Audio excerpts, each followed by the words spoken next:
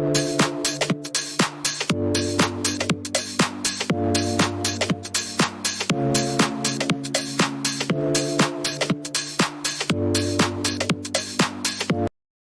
Friend, good evening. ये देखिए हमारे लाला, और ये देखिए ये कितने खुश लग रहे हैं। तो शाम का वक्त हो गया है, और ये देखिए शाम की आरती भी हो गई है, कान्हा को भोग भी लग गई है।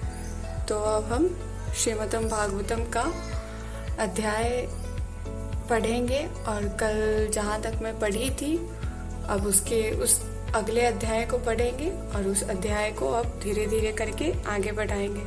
तो चलिए शुरू करते हैं श्रीमद् भागवतम के अध्याय का वर्णन करते हैं। ये देखिए यही लीला श्री पुरुषोत्तम भगवान जी की ये बुक है। और तो मैं कल इस जॉर्ज हैरिसन की ओर से 2 शब्द कहे गए ये अध्याय में पढ़ रही थी, और कल यहाँ तक समाप्त हो गई थी। अब इस अध्याय को जब हम आगे बढ़ाते हैं तो आता है प्रस्तावना। आज हम इसी अध्याय को पढ़ेंगे। तो चलिए शुरू करते हैं अध्याय को पढ़ना। तो अब हम प्रस्तावना पढ़ेंगे। श्रीमद् भागवतम। पश्चात देशों में जब कोई व्यक्ति श्री कृष्ण जैसी पुस्तक के आवरण पृष्ठ को देखता है तो वह तुरंत पूछता है कि श्री कृष्ण कौन है, श्री कृष्ण के साथ यह किशोरी कौन है, आदि आदि। इसका तत्काल उत्तर है कि श्री कृष्ण परम श्रीमन भगवान है। वह कैसे? इसलिए कि वे परमेश्वर के वर्णनों से पूरी तरह मेल खाते हैं। दूसरे शब्दों में श्री कृष्ण भगवान है क्योंकि वे सर्वाकर्षण है।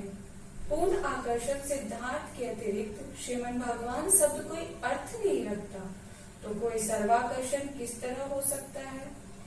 सबसे पहली बात यह है कि यदि कोई अत्यंत धनी है और उसके पास अत्यधिक धन है तो वह सामान्य जनता के लिए आकर्षण हो सकता है। इसी प्रकार यदि कोई अत्यंत शक्तिशाली है वह भी आकर्षण हो सकता है, और यदि कोई अत्यंत विख्यात है वह भी आकर्षण हो सकता है।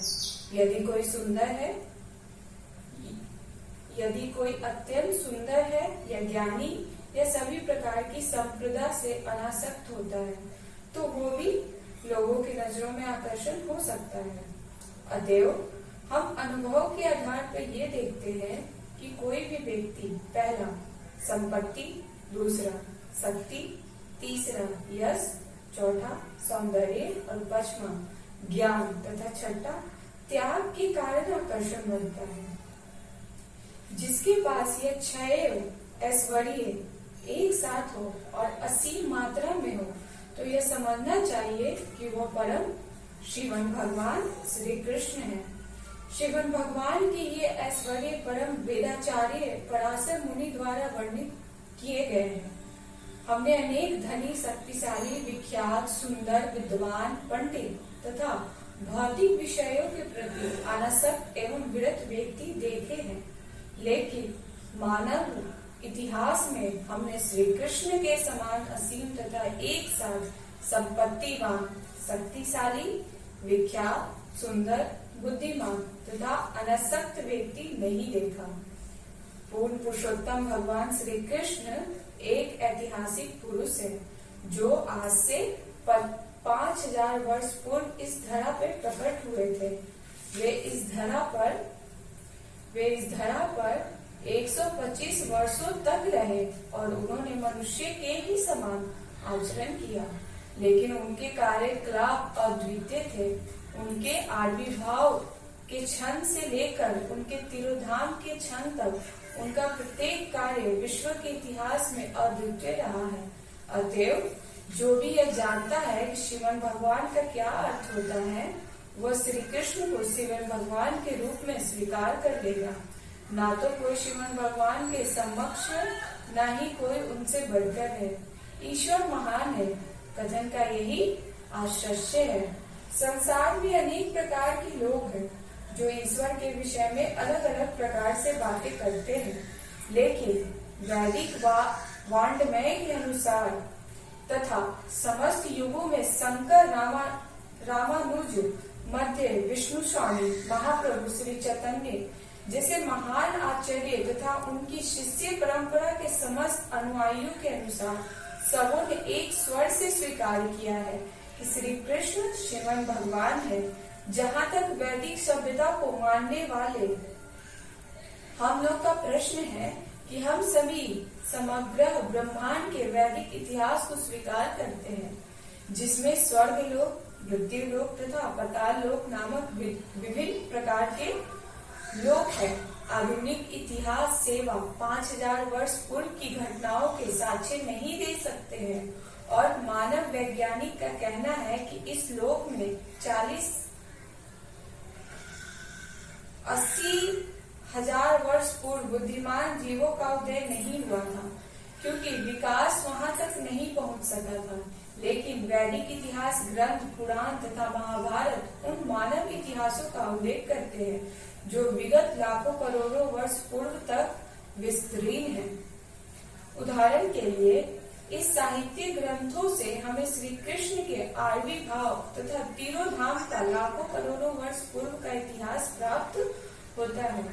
श्रीमद् भागवत गीता के 4th अध्याय में भगवान श्री कृष्ण अर्जुन को बताते हैं कि इसके पूर्व उनके तथा अर्जुन के कई जन्म हो चुके थे, जिसका स्मरण उन्हें नहीं था, किंतु अर्जुन को यह स्मरण नहीं था। लेकिन श्री कृष्ण तथा अर्जुन के ज्ञान में जो अंतर है उसका पता चल जाता है कि भले ही अर्जुन एक महान योद्धा तथा कुरुवंश का सुसंस्कृत सदस्य रहा हो, फिर भी वह था तो एक सामान्य पुरुष ही।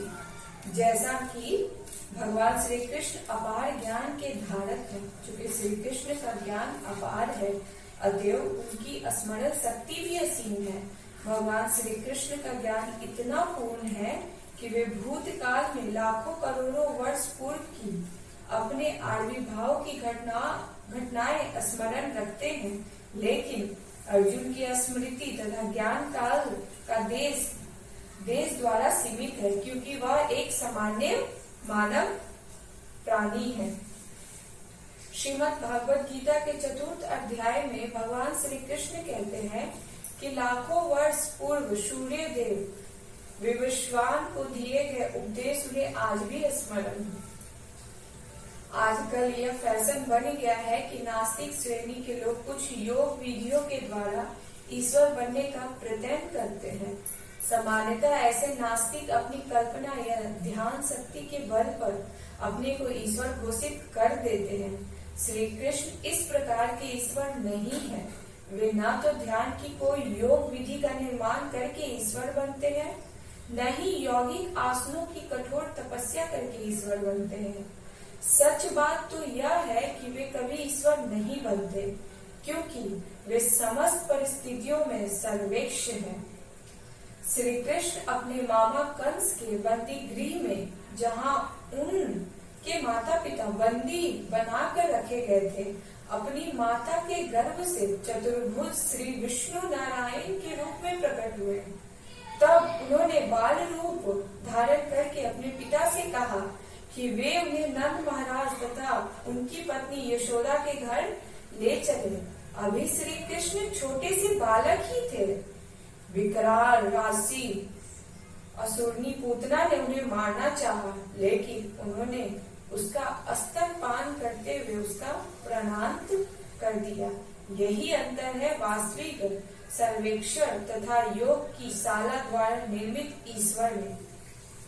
श्री कृष्ण को कभी भी योग क्रिया का अभ्यास करने का अवसर प्राप्त नहीं हुआ, फिर भी वे पद पद पर अपनी शिशु काल से बाल्यकाल में, फिर बाल्यकाल से किशोरावस्था में और किशोरावस्था से तरुणावस्था में अपने आप को श्रीमद् भगवान के रूप में प्रदर्शित करते रहे हैं। लीला पुरुषोत्तम भगवान श्री कृष्ण नामक इस पुस्तक में मनुष्य के रूप में उनके समस्त कार्यकलापों का वर्णन किया गया है। यद्यपि भगवान श्री कृष्ण सदैव मनुष्य की भांति आचरण करते हैं, किंतु वे सदैव श्रीमद् भगवान की पहचान बनाए रखते हैं। चूँकि श्री कृष्ण सर्व आकर्षण है, अतएव मनुष्य को चाहिए कि कि वह अपनी सारी इच्छाएं भगवान श्री कृष्ण पर केंद्रित करे। श्रीमद् भागवत गीता में कहा गया है कि हर व्यक्ति अपने शरीर का स्वामी है, लेकिन श्री कृष्ण जो प्रत्येक हृदय में उपस्थित परमात्मा है, परम स्वामी है और प्रत्येक शरीर के स्वामी है। अतएव यदि हम अपने सारे प्रेम को एकमात्र श्रीमद् भगवान श्री कृष्ण पर केंद्रित करें तो तत्काल स्वतः ही विश्व प्रेम, एकता तथा शांति संपन्न हो जाएगी। जब कोई वृक्ष की जड़ों को सींचता है तो वह शाखाओं, पत्तियों तथा पुष्पों को स्वतः सींचता होता है। जब कोई मुंह के द्वारा उदर में भोजन पहुंचाता है तो वह शरीर के विभिन्न भागों की तुष्टि करता होता है। परमेश्वर में ध्यान केंद्रित करने और उन्हें ही अपना प्रेम प्रदान करने की कला कृष्णा भावनामृत कहलाती है।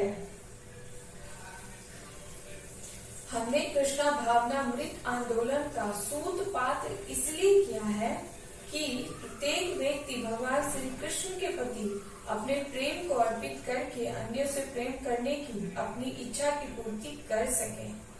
सारा जगत दूसरों के प्रति प्रेम की सुप्त मनोवृत्ति की तुष्टि के लिए अत्यधिक उत्सुक है, लेकिन समाजवाद, साम्यवाद, बंधुतावाद, मानवतावाद, राष्ट्रवाद तथा विश्व शांति और संपदा के लिए जो कुछ भी निर्मित किया जा सकता है, उन विविध विविधियों के आविष्कारक सारे के सारे व्यर्थ तथा निराशजनक है, क्योंकि हम भगवान श्री कृष्ण को प्रेम करने की कला से अनजान हैं। लोगों की समस्या धारणा है कि नैतिक सिद्धांतों तथा धार्मिक अनुष्ठानों को संपन्न करके सुखी बना जा सकता है। कुछ लोग सोच सकते हैं कि आर्थिक विकास के द्वारा सुख प्राप्त किया जा सकता है, और कुछ लोग ऐसे भी सोच सकते हैं कि इंद्रिया तृप्ति के द्वारा ही वे सुखी हो सकते हैं। लेकिन तथ्य तो यह है कि केवल भगवान श्री कृष्ण से प्रेम करके ही लोग सुखी हो सकते हैं। भगवान श्री कृष्ण मनुष्य के प्रेम भावों का विनियम विभिन्न संबंधों के रूप में करते हैं, जिन्हें रस कहा जाता है। मूलतः 12 प्रकार के प्रेम संबंध हैं जो हम भगवान के साथ बनाते हैं। भगवान श्री कृष्ण के परम अज्ञान के रूप में, परम स्वामी के रूप में, परम मित्र के रूप में, परम शिशु के रूप में, परम प्रेमी के रूप में प्रेम किया जा सकता है। ये 5 मूल प्रेम रस हैं। भगवान श्री कृष्ण के साथ परोक्ष संबंधों में भी प्रेम किया जा सकता है, जो इन 5 मूल संबंधों से अलग है। किंतु यदि कोई अपनी शुद्ध प्रेमा भावना को श्री कृष्ण में केंद्रित करता है तो उसका जीवन सफल बन जाता है। यह कोई कल्पना नहीं है, अपितु यह सत्य है जो व्यावहारिक रूप से पालन करके अनुभव किया जा सकता है। मनुष्य के जीवन पर कृष्ण प्रेम का जो प्रभाव पड़ता है, उसकी प्रत्यक्ष अनुभूति की जा सकती है। श्रीमद् भागवत गीता के 9वें अध्याय में इस कृष्ण भावनामृत विज्ञान को समस्त विद्याओं का राजा, राजविद्या, समस्त गुहों का राजा और दिव्य अनुभूति का परम विज्ञान कहा गया है। फिर भी हम इस कृष्ण भावनामृत विज्ञान के परिणामों का प्रत्यक्ष अनुभव कर सकते हैं, क्योंकि इसका अभ्यास अत्यंत सुगम एवं आनंदमय, अत्यंत आनंदमय है।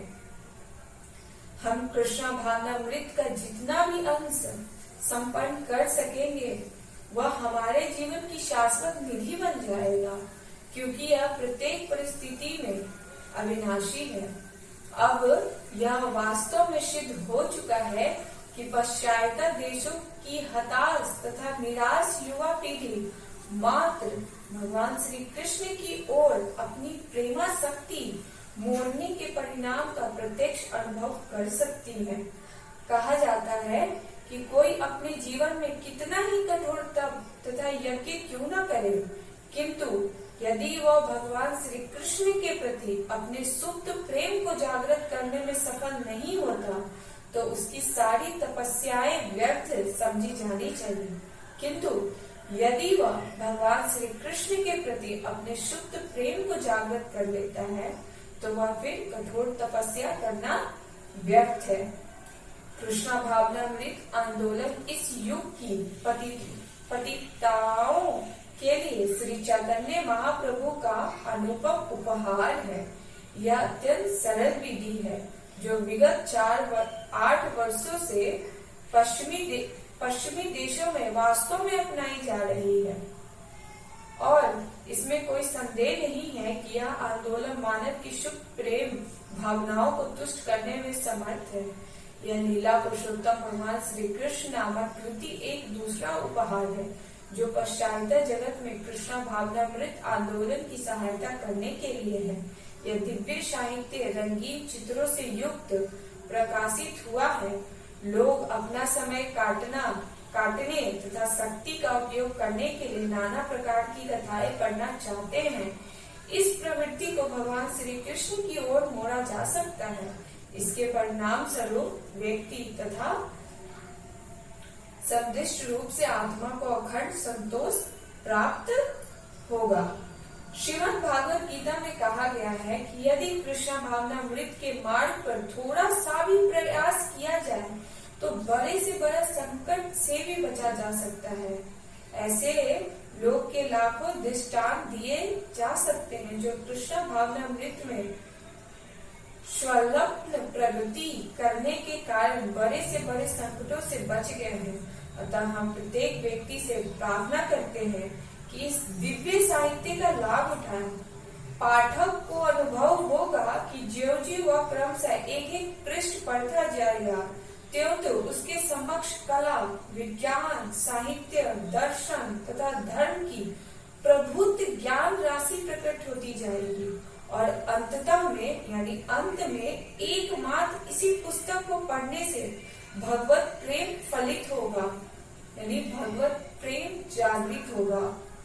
मैं श्रीमान जॉर्ज हैरिसन के प्रति कृतज्ञता ज्ञापित करता हूँ जो हरे कृष्ण महामंत्र का कीर्तन करते हैं और जिन्होंने इस ग्रंथ के प्रकाशन के संपूर्ण व्यय के हेतु $12,000 की राशि प्रदान की। भगवान श्री कृष्ण इस सद बालक को कृष्ण भावनामृत में और अधिक अग्रसर करें। अंत में मैं श्रीमद् भगवान श्याम सुंदर दास अधिकारी, श्रीमद् ब्रह्मान दास ब्रह्मचारी, श्रीमान हयग्रीवा दास अधिकारी, श्रीमान सत्य रूपदास अधिकारी, श्रीमती देवभूति देवी दासी, श्रीमती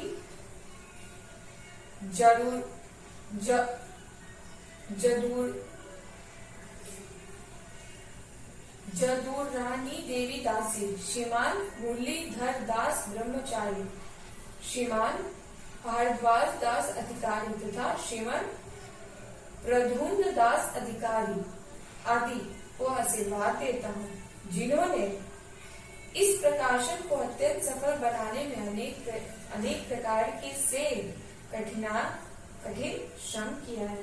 हरे कृष्ण। तो आज का पाठ हम यही समाप्त करते हैं। फिर कल शाम को जब अगले अध्याय में बढ़ेंगे तो अगले अध्याय में श्रीमद् भागवतम की भूमिका बताई जाएगी कि भूमिका क्या है और श्री कृष्ण के महामंत्र में कितनी शक्तियां हैं या उनके जपने से कौन कौन से लाभ हमें होते हैं। ये सारी चीजें कल शाम जब हम इस पुस्तक को पढ़ेंगे तब भूमिका में ये सारी चीजें बताई जाए।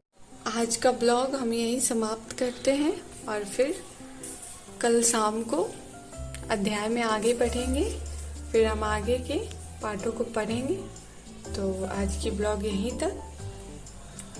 आप सभी को राधे राधे। हरे कृष्ण कृष्ण कृष्ण हरे हरे। हरे राम राम राम हरे हरे, हरि बोल।